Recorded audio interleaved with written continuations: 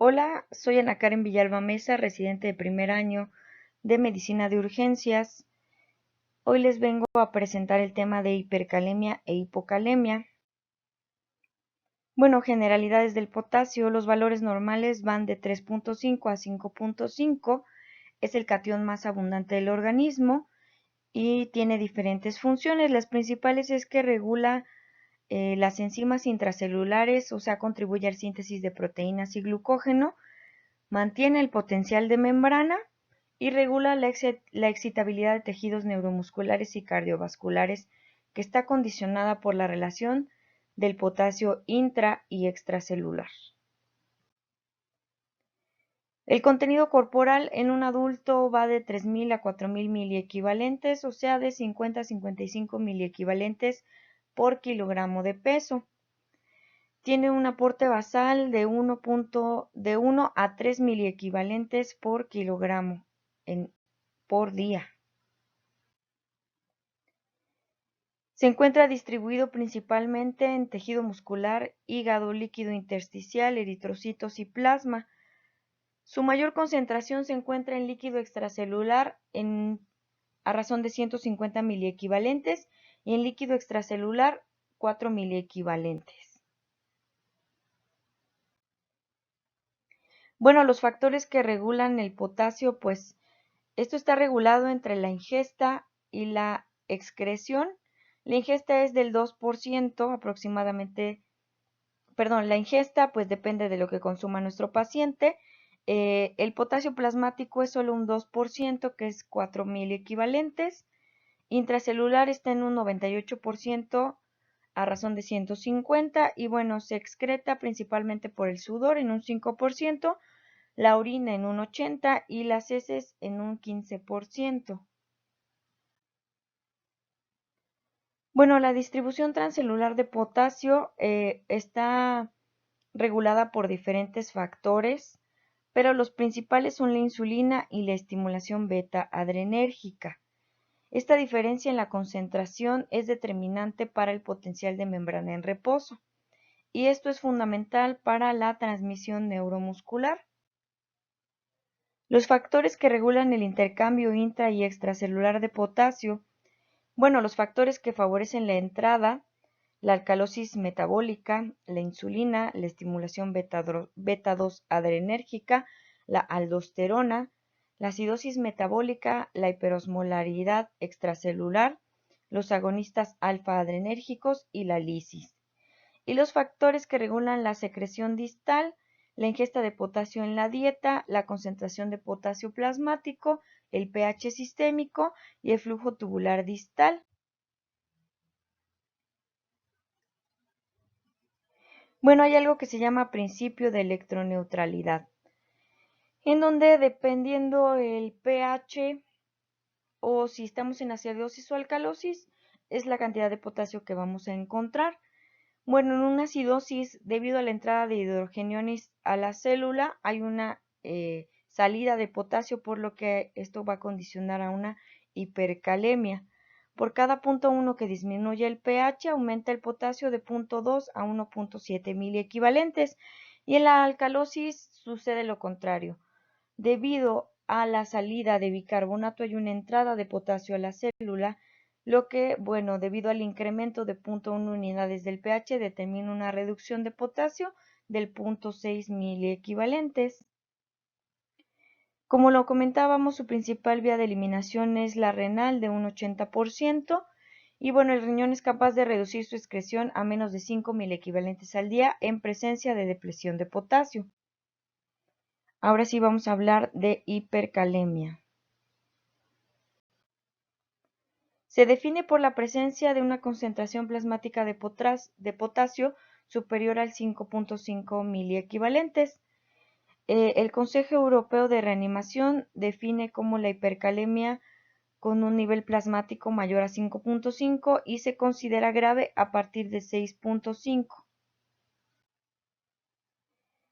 Los requerimientos mínimos diarios de potasio son de 1.600 a 2.000 miligramos, o sea, de 40 a 50 milimoles. Y bueno, la OMS aconseja una ingesta de 3.500 miligramos al día, que corresponde a 90 milimoles de potasio. La hipercalemia es la alteración electrolítica más grave ya que puede provocar arritmias ventriculares fatales en minutos. La incidencia y prevalencia en la población general va de 2 al 3%, con un incremento en la frecuencia en pacientes con enfermedad renal crónica hasta del 40 a 50%. Es mayor en la población anciana porque en ellos disminuye la liberación de renina, produciéndose un hipoaldosteronismo. Puede aparecer también en pacientes ambulatorios en una incidencia del 1 al 10%. Y bueno, actualmente esta incidencia está aumentando ya que la población consume fármacos que consideran esta alteración como los IECAS, los ARA2 o diuréticos, ahorradores de potasio. Causas de hipercalemia. Bueno, hay una condición que se llama pseudohipercalemia o pseudohiperpotasemia, que bueno, esta es secundaria a una muestra hemolizada, a un torniquete excesivamente apretado o un torniquete que se deja mucho tiempo y se toma la muestra, o a una leucocitosis. Esto también nos puede condicionar una pseudohipercalemia. El aporte excesivo de potasio oral o IV, la disminución en la eliminación renal, condicionada por estos aspectos, la enfermedad renal aguda o crónica, enfermedad de Addison, hiperplasia adrenal, hipoaldosteronismo, fármacos que interfieren como los IECAS, los ARA2, fármacos que inhiben la secreción renal como los diuréticos ahorradores o disfunción tubular distal. También el paso de potasio al líquido extracelular puede condicionar esta condición como la acidosis, la lisis celular, la parálisis periódica, el déficit de insulina o hiperglucemia grave y fármacos betabloqueantes. Bueno, manifestaciones clínicas. Las principales son parestesias, arreflexia, debilidad muscular, parálisis flácida o ilio, pero la que nos tiene que orientar es la debilidad muscular. Si tenemos un paciente con debilidad muscular, hay que descartar la presencia de hipercalemia, sobre todo si existen factores precipitantes en este paciente.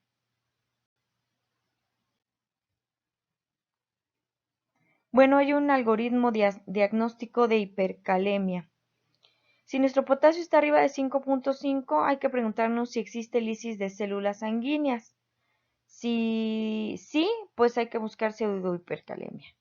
Si no, hay que ver cómo es nuestro potasio urinario y calcular nuestro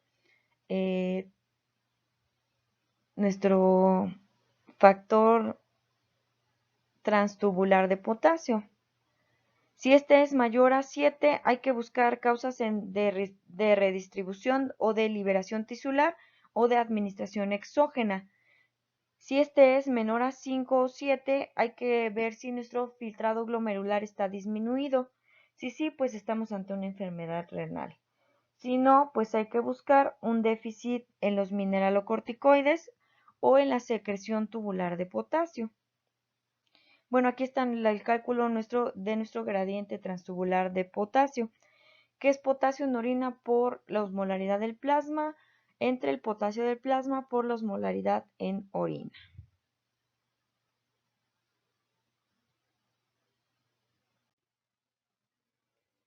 Bueno, manifestaciones electrocardiográficas. Este es uno, pero aquí hay una manifestación, bueno, aquí hay una representación más gráfica. A partir de 3.5 a 5.5, el electro es normal. De 5.5 en adelante vamos a encontrar ondas T picudas y simétricas. Mayor a 6, onda T picuda y simétrica con un voltaje similar a la R. Mayor a 7, prolongación del PR hasta desaparición de la onda P o ensanchamiento progresivo del complejo QRS. Y mayor a 8, QRS que continúa ensanchándose hasta que se fusiona con la onda T. Y en potasio mayor a 10 adquiere una forma sinusoidal. Esta es una clasificación de hipercalemia en donde no solo toma en cuenta los valores séricos de potasio ni las manifestaciones electrocardiográficas, sino también toma en cuenta el escenario clínico de nuestro paciente, si está inestable o si está estable. Y de acuerdo a eso, pues recomienda el uso de estabilizadores de membrana como el gluconato de calcio. Bueno, el tratamiento depende de los cambios electrocardiográficos, porque si existen cambios, pues esto se considera una emergencia. Y el objetivo, pues, es antagonizar los efectos cardíacos de la hipercalemia y promover el desplazamiento de potasio al interior de la célula en el menor tiempo posible. El algoritmo en el tratamiento de hipercalemia, pues, va a depender de nuestros hallazgos en el electro. Si hay cambios electrocardiográficos, el tratamiento es urgente, donde podemos usar sales de calcio, betagonistas, soluciones polarizantes, diuréticos de asa y resinas. Si vemos que el tratamiento es refractario a esto, pues esa es condición de una urgencia dialítica. Si vemos mejoría, pues hay que evaluar el tratamiento a largo plazo y obviamente evaluar la etiología para resolverla, ¿no? Si no hay manifestaciones electrocardiográficas, hay que confirmar con otra determinación, solo para descartar lo de la pseudohipercalemia. Y bueno, si es una hipercalemia verdadera, hay que ver si es severa o si es moderada, de acuerdo a las manifestaciones electrocardiográficas.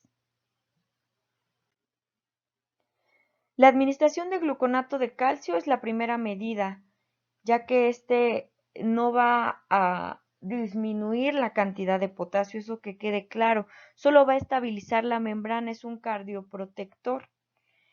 Los que sí entran a disminuir los valores de potasio, pues son los beta-agonistas nebulizados junto con las soluciones polarizantes, que son los más recomendados y que, bueno, me van a contribuir a eh, aumentar la entrada de potasio a la célula.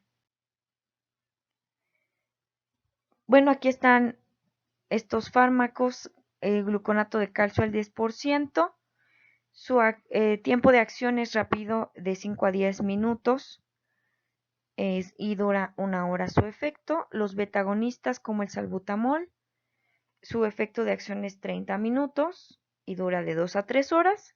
La solución polarizante, que son 50 mililitros de solución glucosada al 50%, junto con 10 unidades de insulina de acción rápida, ¿no? Y esto, bueno, actúa en 15 minutos y dura su efecto de 6 a 8 horas. El bicarbonato de sodio, este está recomendado únicamente cuando nuestra hipercalemia esté acompañada de una acidosis metabólica con un pH menor a 7.3. Si no, no se recomienda. Y bueno, diuréticos de asa como la furosemide. Las resinas de intercambio están recomendadas solamente en el tratamiento de hipercalemia a largo plazo, ya que tiene una efectividad limitada y su inicio es en horas, no en minutos como los anteriores que vimos. Estas intercambian catiónicamente por otro, o sea, hacen el intercambio de un catión en el tubo digestivo y bueno, como lo comentaba, debido a que su efecto es de horas o su inicio es en horas, no tienen utilidad en el manejo de hipercalemia aguda, ya que como vimos dentro de nuestros objetivos en el tratamiento es que el potasio se mueva al interior de la célula en el menor tiempo posible. Y bueno, la forma más efectiva pues es la hemodiálisis. Eh, un tratamiento de 3 a 5 horas de hemodiálisis remueve de 40 a 120 milimoles de potasio a través de un transporte difusivo, que es el principal responsable, con un 80% de remoción de potasio extracelular. Ahora vamos a hablar de hipocalemia.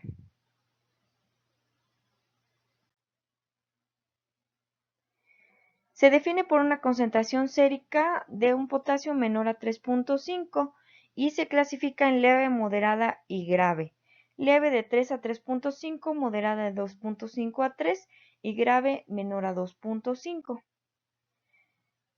Frecuentemente puede ocurrir por tres mecanismos: disminución en la ingesta, redistribución hacia el espacio intracelular o aumento de excreción en las pérdidas extrarrenales o pérdidas renales. Bueno, falta de ingesta, bajo contenido en la dieta de potasio, redistribución celular, estimulación beta-2 adrenérgica, alcalosis metabólica, insulina, tratamiento en la intoxicación digitálica. Si hablamos de pérdidas renales, el uso de diuréticos, hipomagnesemia, trastornos tubulares, hiperaldosteronismo, ingesta de regaliza, síndrome de Cushing, cetoacidosis diabética. Y en cuanto a pérdidas extrarrenales, pérdidas digestivas como el vómito, diarrea, el uso de laxantes, las fístulas, o cutáneas, sudoración profusa o quemaduras extensas. Tubulopatías. Los síndromes de Bartter y de Gierelmann son un grupo de tubulopatías hereditarias donde hay un deterioro en el mecanismo de concentración en la orina y transporte de cloruro de sodio en la nefrona distal. Tienen las siguientes características: tienen pérdida renal de sal, alcalosis metabólica hipopotasémica, y también está dentro de las tubulopatías el síndrome de Lille y la ingesta crónica de regalis causan hipocalemia, pero cursan con hipertensión arterial y supresión de la aldosterona, lo que aumenta los marcadores de renina y aldosterona. Aquí están las tubulopatías: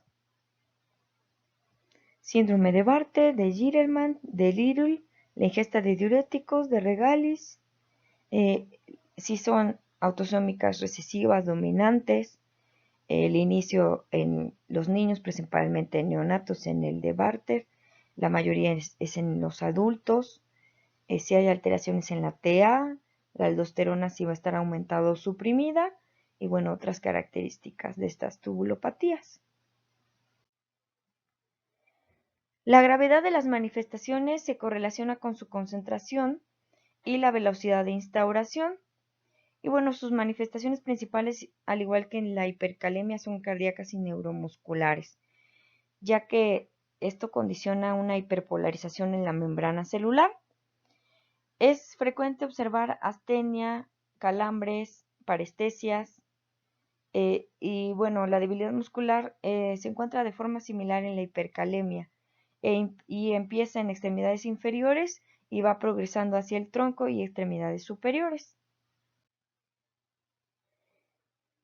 También no solo hay manifestaciones neuromusculares, también hay cardíacas, alteraciones electrocardiográficas, digestivas como el íleo, renales como disminución en la filtración, nefritis intersticial, diabetes insípida, acidosis metabólica, aumento en el nitrógeno ureico, lo que puede condicionar a una encefalopatía hepática, aumento en la producción renal de prostaglandinas, pérdida de cloro, quistes renales y manifestaciones clínicas endocrinas y metabólicas, disminución de la aldosterona, aumento de renina, descenso en la insulina e intolerancia a los hidratos de carbono.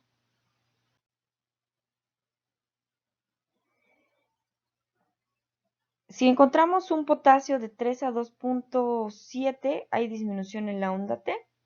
De 2.6 a 2.5, prolongación del QT, y menor a 2.5, presencia de ondas U y extrasístoles. Que aquí vemos un electro normal, como la onda T,